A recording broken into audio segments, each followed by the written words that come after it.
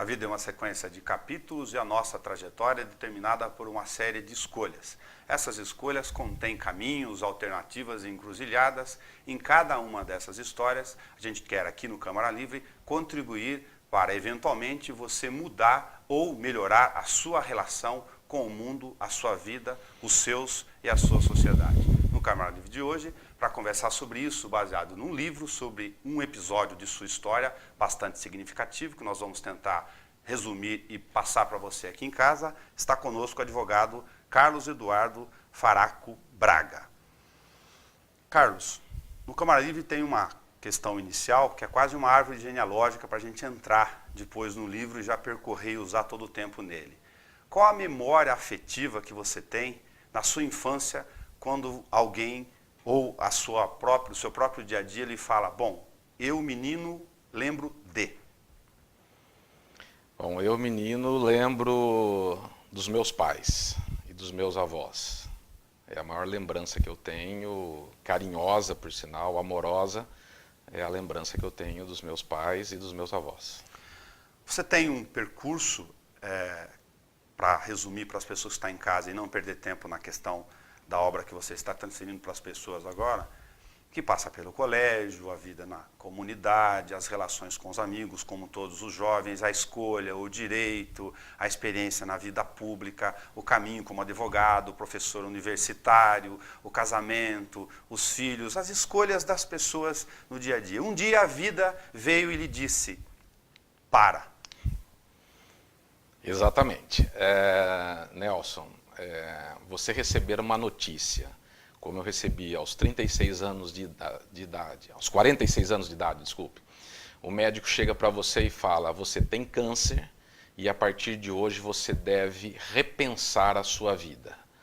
Então, nesse momento, você morre e em frações de segundo você nasce uma outra pessoa. Tá? É um choque que realmente te paralisa. E em frações de segundo, você sai daquele consultório, você já é outra pessoa, sem dúvida nenhuma. Desculpe, eu preciso transferir isso como informação com outras pessoas. Receber uma notícia dessa natureza significa imaginar instantaneamente a morte? Sim. O câncer sempre foi, até um passado recente, um sinônimo de morte. A pessoa que era diagnosticada com câncer invariavelmente morreria. Hoje, graças aos avanços da ciência, da medicina, já não é mais uma sentença de morte. Tá?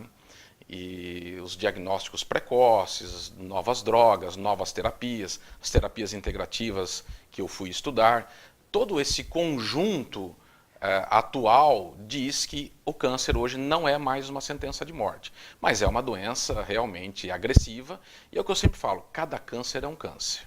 Né? Não é porque ele é denominado um determinado tipo de câncer que ele é igual em todo mundo. Cada um tem o seu quadro clínico, a sua fase, o seu estágio e um corpo específico. E isso determina se ele vai ter chance maiores ou menores. Eu lembro que o meu médico, e essa pergunta é a tradicional, né? Quanto tempo eu tenho de vida, doutor?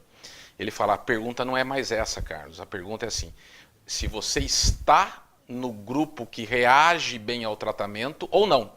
Se você assimilar o tratamento, você vai se curar. Se você não assimilar o tratamento, se o seu corpo não assimilar o tratamento, aí realmente é contar dias ou meses. Né? O fator emocional, então, do comportamento, da reação da pessoa, logo, lógico, a partir da notícia, em relação ao que recebeu de informação, tem influência direta sobre o resultado positivo ou não. Ou pode influenciar? Eu tenho certeza que influencia. Só que também depende da capacidade de reação da pessoa. Porque falar assim, não, reaja, seja forte, seja positivo, tenha fé, lute, isso é fácil. Fácil para quem está fora. Agora, para quem recebe a notícia, ela está inserida num contexto pessoal, de vida, às vezes tem problema familiar, às vezes tem problema financeiro, problema de relacionamento, enfim, ela está vivendo um determinado momento da vida dela que as forças que ela tem para lutar não são tão grandes. Mas eu não tenho dúvida nenhuma que a vontade de se curar faz parte da cura. Esse desejo, essa força faz parte da cura.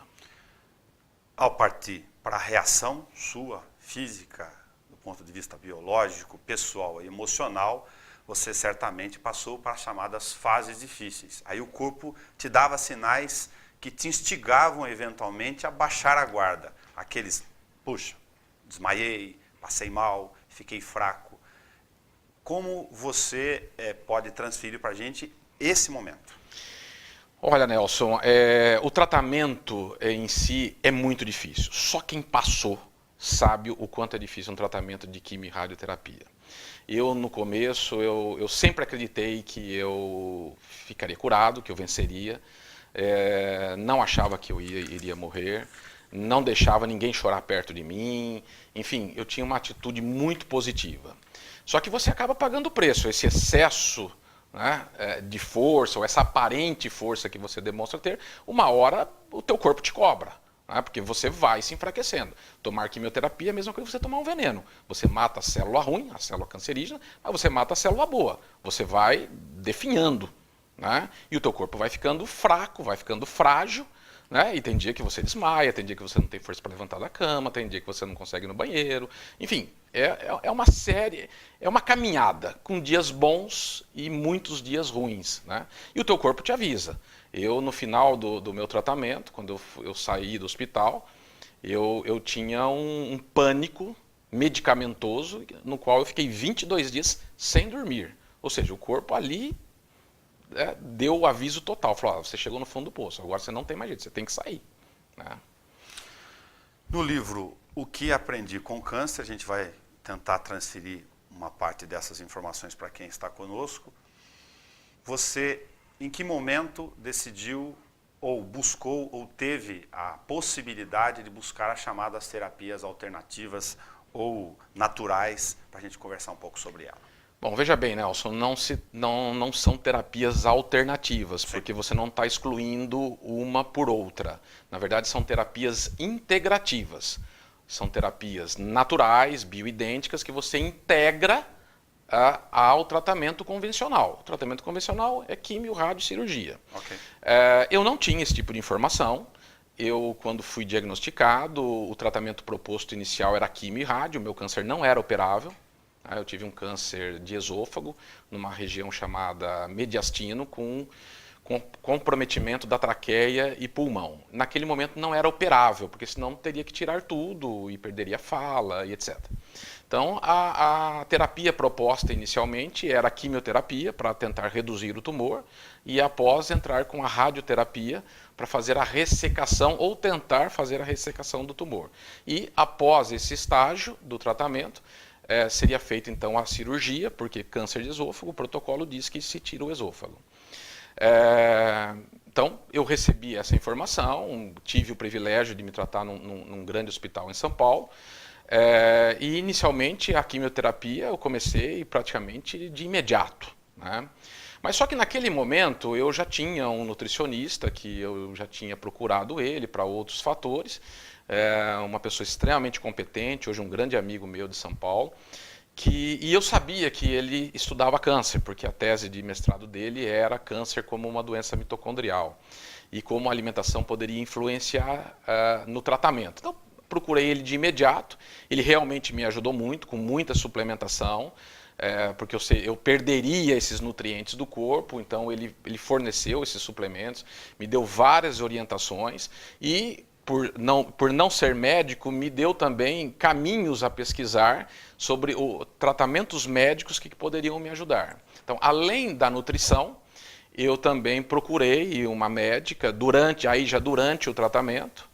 Já havia mudado toda a minha alimentação e tinha iniciado com suplementos, de uma forma, digamos assim, incipiente, inicial. E procurei uma médica ortomolecular em São Paulo que trabalhava com ozonioterapia. E me inteirei desse tratamento, porém não consegui fazer o tratamento de ozônio concomitantemente com a quimio e rádio. Eu já estava na metade praticamente do tratamento e fui me debilitando e acabei sendo internado. E esse tratamento de ozonioterapia é feito em clínicas, não podem ser feitos em hospitais. Okay. Então eu acabei concluindo o tratamento de quimio e rádio no hospital. E quando eu saí do hospital, aí sim eu iniciei de imediato o tratamento com a ozonioterapia. E foi um período muito difícil, eu fiquei 11 dias internado no hospital, com uma cândida, com esofagite por cândida aqui na região da garganta. Nada curava, 98 injeções de morfina e a dor não passava. No 11º dia o médico falou assim, bom, eu vou te dar alta. Eu falei, mas doutor, um quilo por dia, né? Eu vou para casa, eu vou morrer na minha casa, né? Ele falou, bom, na tua casa eu não sei, aqui você vai, porque nós vamos colocar alimentação enteral. A alimentação enteral é um grande foco de infecção hospitalar. No estado que o seu sistema imunológico está, com uma infecção hospitalar, você vai para a UTI, da UTI é óbito. Então vai para sua casa, que é o melhor lugar para você se recuperar. Aí eu saí do hospital, extremamente debilitado, com pânico, como eu disse, sem nenhum tipo de alimentação, porque nada passava na garganta, nem água. Né? E eu comecei a fazer o tratamento com a ozonioterapia. São diversas formas de aplicação do ozônio. Uma delas foi tomando a água ozonizada para limpar o fungo, mas fazia a aplicação do ozônio de forma pelo sangue, e também pela via retal. E fiz por 42 dias seguidos esse tratamento com a ozonioterapia. E mais os suplementos nutricionais. Só não fazia atividade física porque eu não conseguia, praticamente eu não andava. Aí tem duas questões aí fundamentais para a gente tratar com o leigo que está ouvindo. A primeira é a informação, a gente vai esgotar todas aqui naturalmente, mas já de desmistificar que o ozônio não é para tudo que se tem na vida. O ozônio é uma questão que foi ministrada aqui ou não? Estamos falando do ozônio como um elemento fundamental para uma série de questões, primeiro. Só para concluir o que eu estava dizendo, antes de entrar no tema do ozônio, fiz esse tratamento com 42 dias de ozônio e eu tinha 60 dias para voltar ao hospital fazer os exames pré-operatórios. Né? Voltei no hospital após esse tratamento com ozônio em casa e simplesmente o tumor havia desaparecido. O ozônio foi o fundamental aí? Eu acho que tudo foi fundamental. Se você me perguntar o que te curou, eu vou dizer para você que foi tudo. Foi a químia, foi a rádio, foi o ozônio, foi a alimentação, foi a fé, foi a vontade de viver. Foi um conjunto. Né? Agora, que o ozônio foi preponderante na minha recuperação, né, pós o tratamento convencional, e é o responsável por eu após 4 anos, ter uma qualidade de vida, uma saúde como eu tenho hoje, eu não tenho dúvida nenhuma. Voltando para o ozônio, então. O ozônio, ele na verdade, ele é a base do oxigênio. Mais uma molécula, é a molécula que alguns chamam de molécula da vida. O oxigênio com uma descarga elétrica, ele forma o O3, que é o ozônio. Segundo os estudos científicos do ozônio, você trata mais de 230 enfermidades com ozônio. Ele é antibacteriano, antifúngico, antiviral, tem um poder cicatrizante muito grande, atua em inflamações no corpo e, basicamente, no câncer, tá? Ele atua, vou te dar assim 2 exemplos só de como ele atua no câncer. Uma das primeiras características do câncer, da célula cancerígena, é que ela vive em hipóxia, ou seja, na ausência de oxigênio. Célula de câncer não tem oxigênio. É uma célula que ela sobrevive ali sem o oxigênio. Na presença do oxigênio, ela morre. Então, qual é a ideia do ozônio por diversas vias de aplicação? Você mandar oxigênio nas células cancerígenas. Para eliminar, para matar as células. Todo dia você fabrica células novas no seu corpo. Inclusive células novas do câncer. Se essas células novas do câncer nascerem, né, ao lado de células sadias altamente oxigenadas, né, com nível de oxigênio elevado, a célula sadia mata a célula ruim. E por onde o câncer se alimenta? O câncer, o tumor, esse agrupamento de células, esse tumor forma vasos sanguíneos novos para receber o alimento. Ele é um sanguessuga. E esses vasos novos é um processo chamado angiogênese, porque ele precisa de alimento. Então ele fabrica lá os vasos sanguíneos para receber esse alimento. Onde está a maior parte do oxigênio? Na corrente sanguínea. Então, a hora que você coloca o ozônio dentro do seu sangue, você tira o sangue, ozoniza ele e volta na própria veia.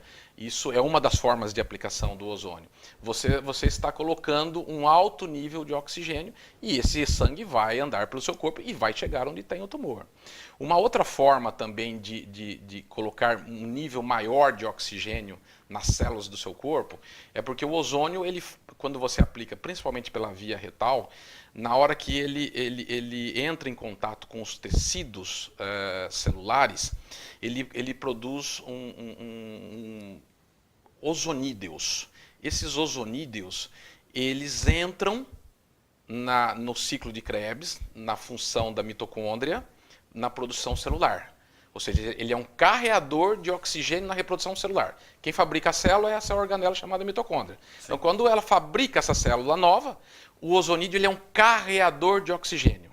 Porque a pessoa que tem câncer é uma doença crônica mitocondrial. Ou seja, a pessoa que tem câncer, a mitocôndria dela produz células com baixo nível de oxigênio.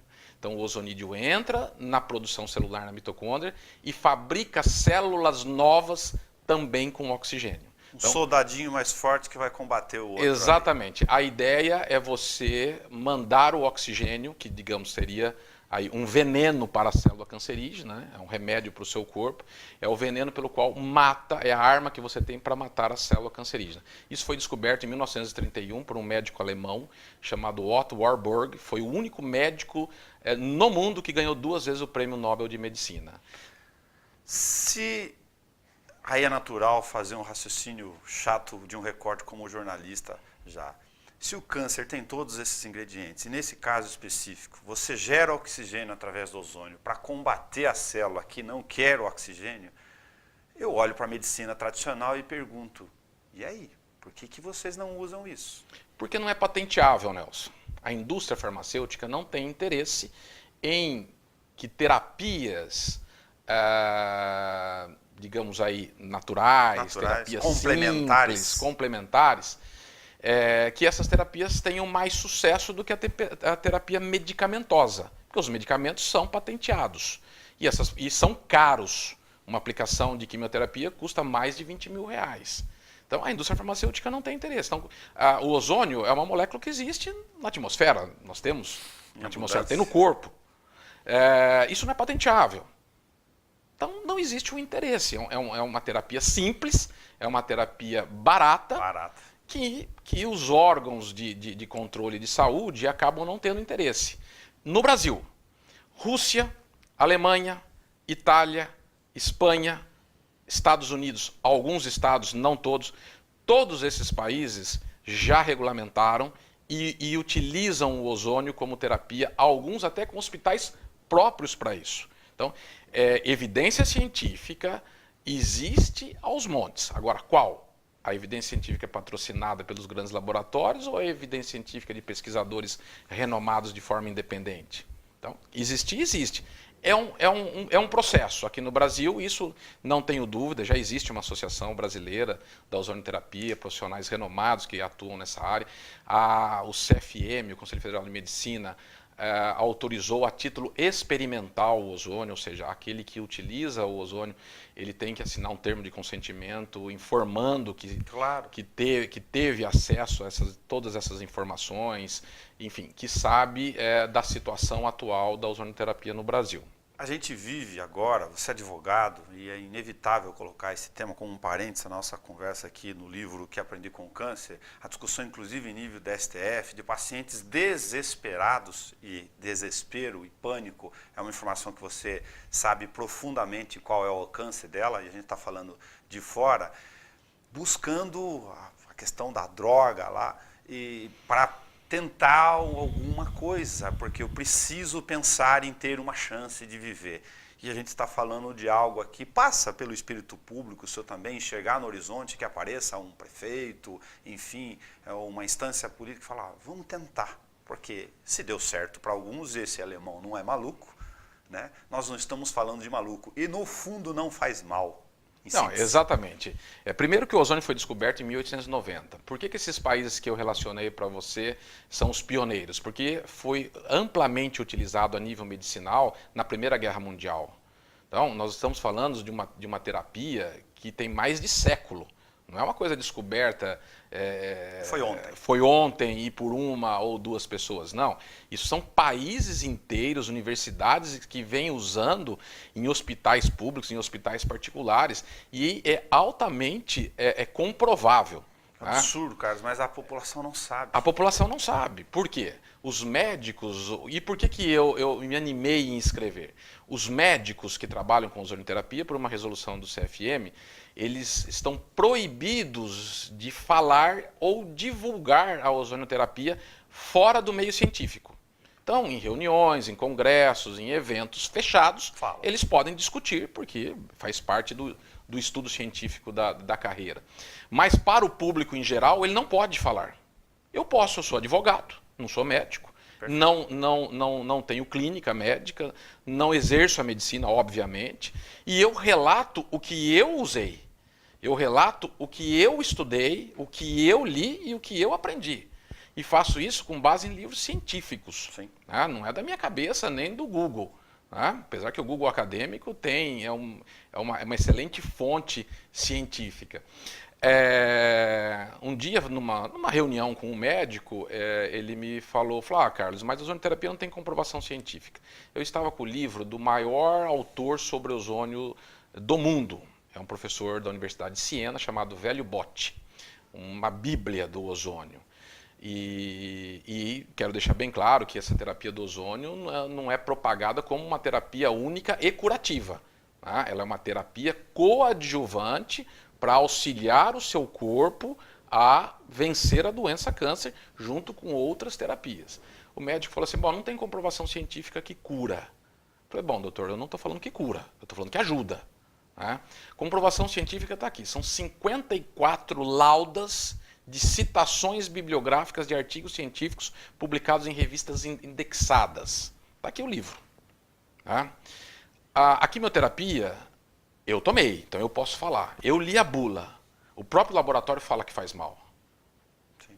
Não sou eu que estou falando. O laboratório que fabrica ela fala que faz mal. Faz bem, porque mata muitas células, não todas, mas faz mal porque matam outras tantas sadias e a pessoa fica numa situação extremamente frágil. Então, esse remédio tem um certo poder curativo e tem um determinado poder deletério na pessoa. O que eu estou falando aqui nessa reunião é que o ozônio faz bem, ajuda. E outra coisa, não faz mal. O senhor tem alguma prova científica que faça mal? Porque do seu remédio eu sei que faz mal, porque eu senti. Claro. Agora, do que eu estou usando, se o senhor tiver uma comprovação científica, o senhor pode trazer que eu nunca mais uso. Porque não existe. É a mesma coisa, você não respira o oxigênio puro? O oxigênio faz mal para o seu corpo? Como que o ozônio pode fazer mal para o corpo de alguém? Se o ozônio é oxigênio, o oxigênio é uma relação natural com a vida, não precisa nem discutir a questão da biologia que a gente aprendeu no colégio aqui, ele pode se aplicar de uma série de outras questões do dia a dia, como possibilidades de adequar o organismo a tudo que entra pela nossa boca, por exemplo. Sim, não tenha dúvida disso. Por exemplo, a maior fonte, né, a maior entrada, digamos, a porta de entrada de contaminação do teu corpo é a tua boca, é o que você come. Né? No meu livro eu falo assim, você é o que você come, você é o que o teu corpo consegue absorver de nutrientes e você é o que o teu corpo consegue expelir de toxinas. Né? E essas toxinas estão no seu corpo principalmente pelo que você come. Né? Pelo ar que você respira, pela poluição, pela água que você bebe, metais pesados que tem numa água, que tem numa amálgama de um dente, o agrotóxico que está lá na fruta, na verdura, no alimento transgênico que você não sabe como aquilo lá foi modificado. Enfim, você vai pondo para dentro. Né? O teu corpo, teu estômago, teu intestino, enfim, todo o seu corpo tem que separar. Falar, isso aqui é bom, eu quero, isso aqui é ruim, eu elimino. Na hora que não ocorre um balanço dentro do seu organismo, você começa a reter as toxinas, você começa a eliminar os nutrientes, ou seja, você fica desnutrido celularmente e você fica intoxicado. Então, invariavelmente, o paciente do câncer tem desnutrição celular e está intoxicado de alguma forma. E os processos hoje, que eles chamam de processo de detox, né? Desintoxicação, são várias formas de você tirar isso do teu corpo, formas naturais, ortomolecular, fitoterapia, homeopatia, enfim, diversos suplementos naturais que você toma, que quelam esses metais, né, grudam esses metais, jogam fora, limpam o teu organismo, probióticos, simbióticos, para você repor a flora intestinal. Assim, só para você saber, 80% das células do teu sistema imunológico estão na parede do seu intestino. Por quê? Porque eles se posicionam lá? Porque ela é o fronte de batalha, ela sabe que é ali que vai chegar o lixo que você está comendo, entendeu? Sim, sim. E infelizmente a alimentação nossa está cada dia pior, muito fast food, muita gordura, muita fritura, muito alimento transgênico, enfim, muito agrotóxico. Enfim, e você, no dia a dia, na correria, acaba ingerindo tudo isso, né? E hoje, Nelson, é importante saber, depois da descoberta do que fizeram o rastreamento do genoma, né, que estudaram a genética das pessoas, apenas 20% dos cânceres têm origem genética. Os outros 80% é o que a ciência denomina hoje de epigenética, ou seja, como os fatores do meio ambiente influenciam a genética dentro do seu corpo. E aí vem tudo, câncer de pulmão, cigarro, você que está colocando isso dentro. Você não nasceu com uma predisposição genética para ter câncer naquele lugar. Existem, 20%. Existe. Os outros 80% é a influência do meio ambiente no qual você vive.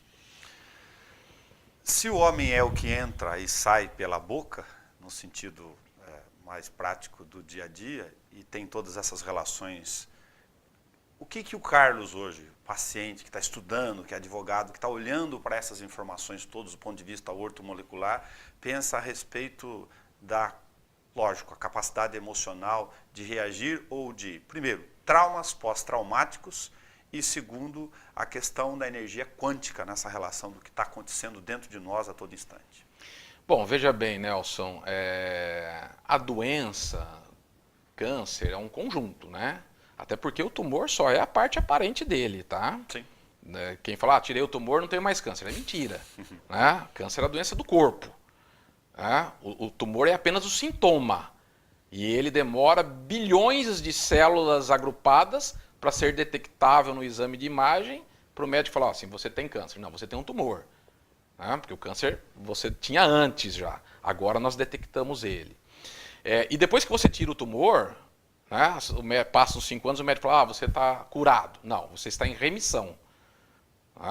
O câncer pode voltar, invariavelmente volta. Por que volta? Porque a pessoa acha que o câncer é só aquele tumor e ela volta a ter um estilo de vida não saudável. Né? Então, se você tem um câncer, tira o tumor, o médico fala, você não tem mais nada, e você... volta a não praticar nenhum tipo de atividade física, você come qualquer tipo de comida, você não faz nenhum tipo de controle emocional, de estresse, né? Se você não tem nenhum tipo de religiosidade, de uma crença superior, qualquer que seja ela, espiritualidade, enfim. Se você acha que é só matéria, né, invariavelmente o câncer volta. Tá?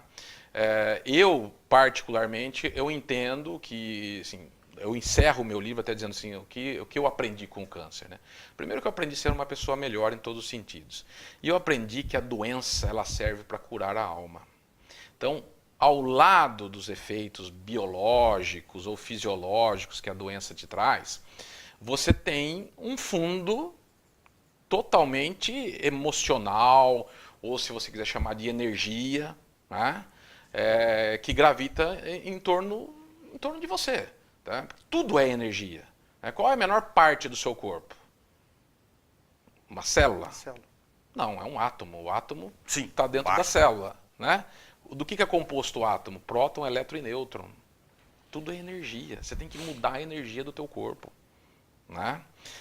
Então, as influências externas, né? Vários médicos, cientistas, defendem, e eu não estou defendendo isso aqui agora, eu acredito, mas não é o caso de fazer uma defesa disso. Que toda pessoa que tem um câncer, descobre um câncer, ela teve um trauma emocional nos anos anteriores muito forte. Né? Não vou chegar a afirmar esse ponto, embora eu acredite muito que essa questão emocional, essa questão da energia também tem uma parcela muito grande. Tá? Existem inúmeros casos relatados aí que a ausência de perdão, raiva, que a pessoa acumula dentro dela, dentro da vida dela, acaba ocasionando alguma doença, não necessariamente câncer. Isso já várias pessoas comprovaram.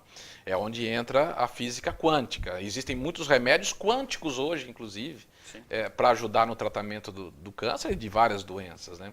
Ou seja, é aquilo que você está informando no seu corpo. As células têm um poder de registro dessas informações. E você tem que trabalhar essa energia também do seu corpo. Você tem que melhorar a energia do seu corpo. Eu te contei que a gente fez uma entrevista aqui com um especialista da microfisioterapia que discute essa capacidade de memória celular, inclusive datando eventos traumáticos que a gente, por alguma razão, não conseguiu naturalmente, energeticamente, biologicamente dissipar. E isso é possível de depois dar informação para o corpo e desta memória celular fazer com que o corpo, aspas, reaja a isso e expulse. Sim, eu acredito muito em física quântica. Já li um livro que chama O Médico Quântico também. Tudo isso influencia, eu não tenho dúvida nenhuma. Você precisa mudar a energia do seu corpo, você precisa tratar a energia do seu corpo.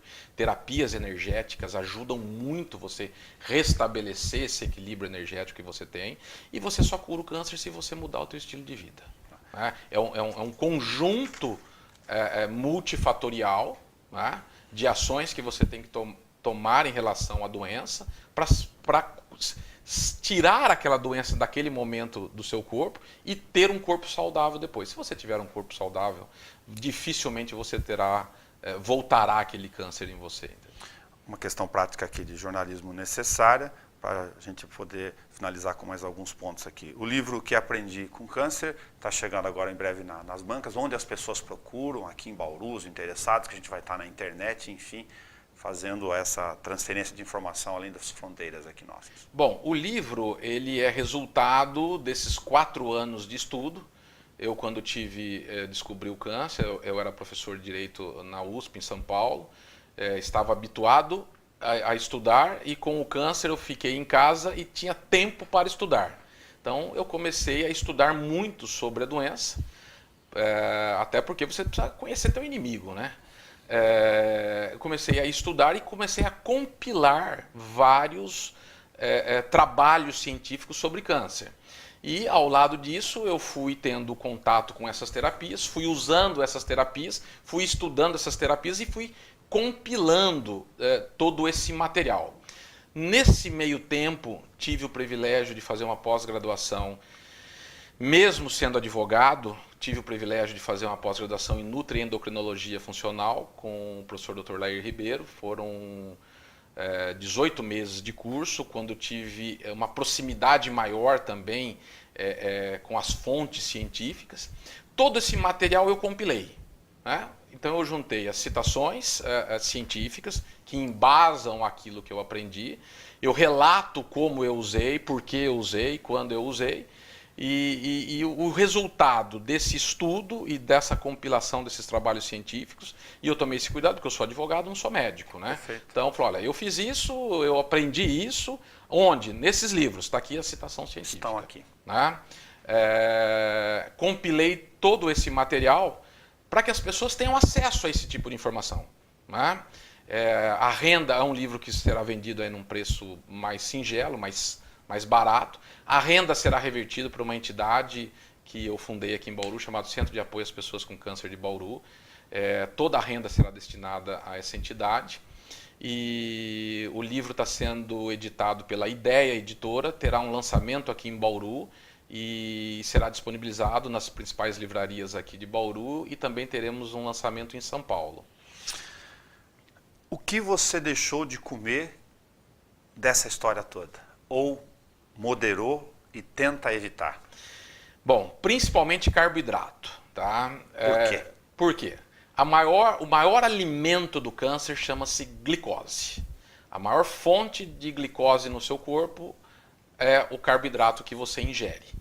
Quem tem câncer, as terapias, a medicina integrativa orienta a que essa pessoa faça uma dieta cetogênica, ou seja, uma dieta que você faz eliminando os carboidratos tradicionais. Acaba ingerindo muito pouco por via indireta, numa verdura, numa fruta que também tem um pouco de carboidrato. Mas os carboidratos tradicionais, grãos, como arroz, lentilha, feijão e principalmente farinha de trigo, né? Açúcar, todas as espécies de açúcares. Isso transforma, esse tipo de carboidrato se transforma em glicose no seu corpo. Seu corpo precisa de glicose. Isso que eu ia dizer. Tá? Mas ele vai produzir essa glicose na ausência do carboidrato. Ele produz a glicose através de um processo, biológico chamado cetose, por isso que é cetogênica. E além de produzir a energia, aliás, corrigindo, a energia pelos corpos cetônicos, pela dieta cetogênica, o seu corpo, naturalmente, por um processo chamado gliconeogênese, ele mesmo fabrica o mínimo da glicose que ele precisa. Por que você corta o carboidrato, como eu disse? Porque o alimento do câncer é a glicose. O mesmo Otto Warburg que descobriu que a célula vive em hipóxia, a célula cancerígena vive em hipóxia, ou seja, sem oxigênio, ele descobriu também que o alimento do câncer é a glicose. Então você tira o alimento. Tira o alimento. Como eu disse, o tumor é irrigado por aqueles vasos sanguíneos. A glicose, que é gerada a partir do carboidrato, ela entra na sua corrente sanguínea. Qual é a ideia? Matar de fome, cortar o alimento do câncer, você tira a glicose do seu corpo. O trigo, como elemento fundamental que serve para várias questões aí, é só imaginar aí todas as cadeias de alimentos que tem no trigo. Agora tem um outro ingrediente lá dentro para a gente pegar um parêntese dele. Eu sei que é um recorte, daria um programa específico dele, mas o glúten. Bom, veja bem, para o câncer, o que interessa é você cortar o carboidrato. Perfeito. Tá? Só que a gente também sabe que a maior fonte de carboidrato, ou a mais comum na alimentação nossa, provém das massas, né? E as massas, também a maioria delas, elas são fabricadas a partir da farinha de trigo, que é a maior fonte de glúten que existe. O glúten realmente daria um capítulo separado, eu também não sou nutricionista, mas já li muito sobre o glúten. Claro. O glúten você tem aí em torno de 3 a 4% da população que essas pessoas são celíacas. Né? Então o celíaco ele é intolerante ao glúten, ele não pode comer o glúten porque gera um processo inflamatório a nível de matá-lo. Então ele não pode realmente ingerir o glúten. Só que existe em torno de 50% da população que ela é sensível ou hipersensível ao glúten de forma assintomática. Então a pessoa tem enxaqueca, a pessoa tem dor de estômago, tem refluxo, enfim, tem uma série de outros sintomas que não o do celíaco, né? Sintomas de outras doenças que não se relacionam pela medicina tradicional ao glúten. E a partir do momento que elas tiram o glúten da alimentação, a qualidade de vida delas melhora. Tá? Como disse, eu sou advogado, não sou médico, não sou nutricionista, claro. Mas o contato com essa medicina ao longo desse tempo, com médicos, com amigos e com livros a esse respeito, você acaba tendo os feedbacks, os relatos, né? E essa medicina integrativa é uma medicina de resultado. Então você adere a ela, você faz a terapia e você tem um resultado próximo. O glúten, inclusive, em doenças neurológicas, neurodegenerativas, a partir do momento que você corta o glúten, você, às vezes, tem uma paralisação do progresso dela e, muitas vezes, até um certo regresso. Não estamos falando de cura. Sim. Isso são relatados em livros, tem vários livros que tratam sobre o glúten, aquele do David, da barriga de trigo é um deles. Enfim, explica como essa ligação neurointestinal, como o glúten afeta essa ligação neurointestinal, porque fala que o intestino é o nosso segundo cérebro, né? Então existe uma ligação. Quando a pessoa, em relação ao câncer, quando a pessoa fala do glúten, eu falo, olha, não é só o glúten, é o carboidrato, né? Claro. Agora, se a pessoa não conseguir eliminar assim, 100% o carboidrato da vida dela, das fontes normais de carboidrato, que pelo menos elimine o glúten, né, porque vai gerar menos inflamação no seu corpo. Né? Comam carboidratos mais simples, que aí você tem uma chance de gerar menos glicose com esses carboidratos. A cerveja pelo vinho? Cerveja pelo vinho. Hoje é a única bebida alcoólica que eu tomo e moderadamente é o vinho. Bebidas alcoólicas que também tem glicose, né?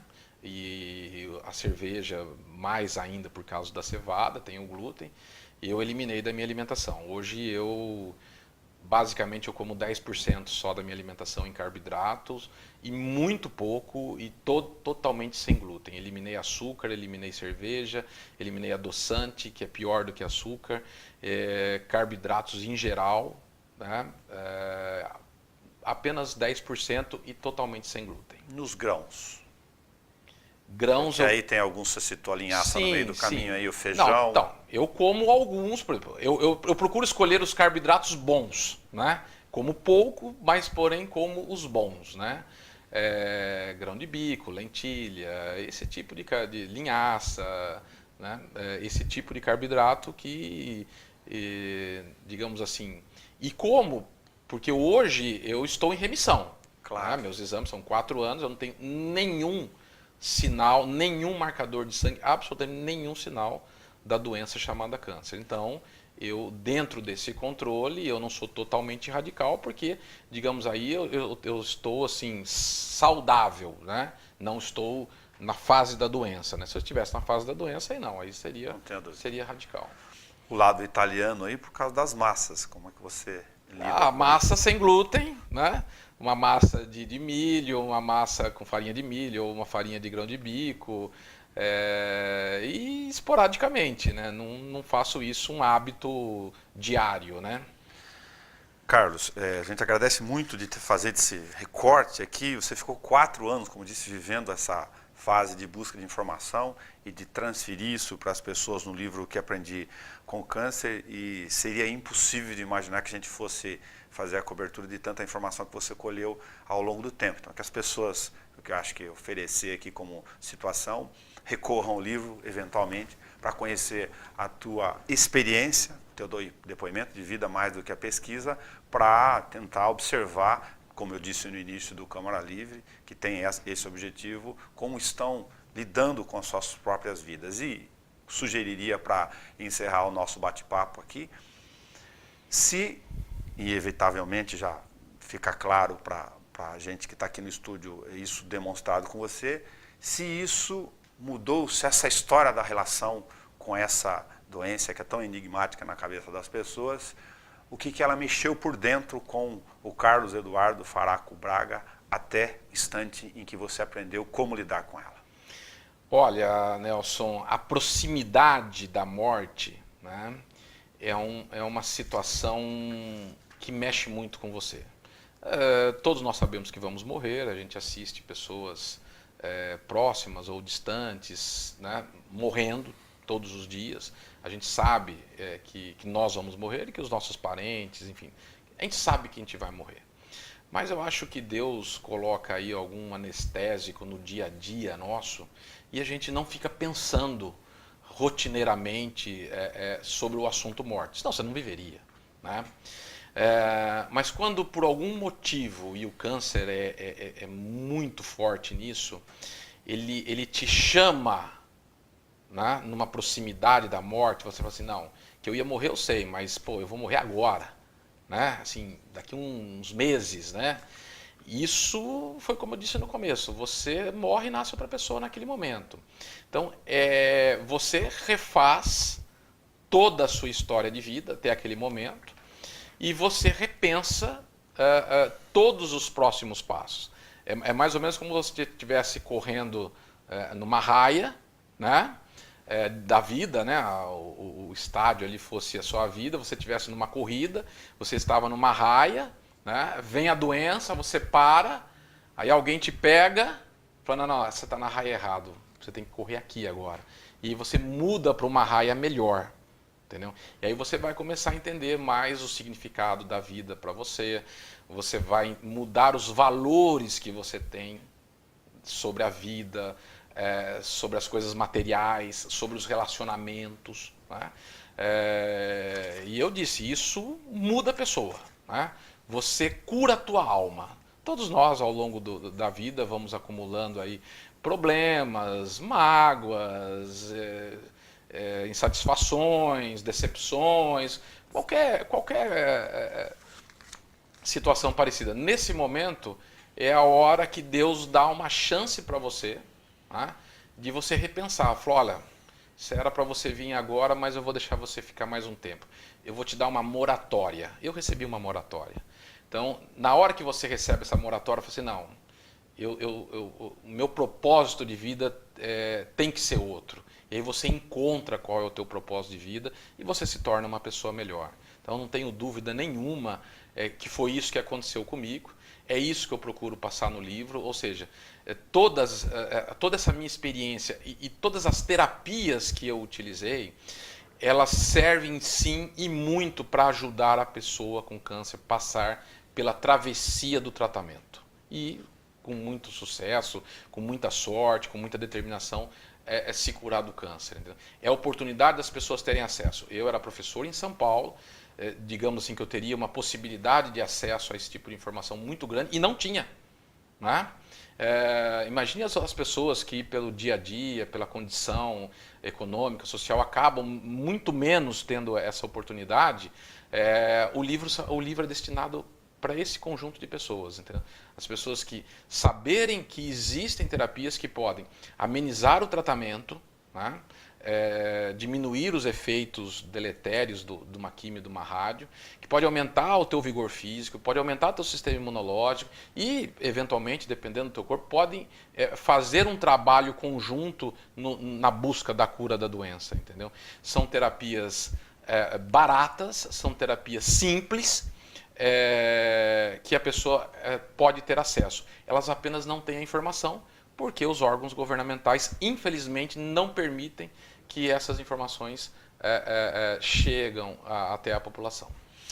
Muito obrigado, você que nos acompanhou pelo Câmara Livre. Então, acompanhe e vá até as bancas aqui de Bauru, para você que está mais no canal 10 da NET, no 60.3 UHF Digital, para você que teve acesso no nosso bate-papo através do YouTube, na parte da TV Câmara na internet, procure O que Aprendi com Câncer, de Carlos Eduardo Faraco Braga, que deu o seu depoimento aqui sobre essa relação com uma doença que atinge todas as pessoas. No Câmara Livre, até a próxima semana, a doença cura a alma. Até o nosso próximo encontro.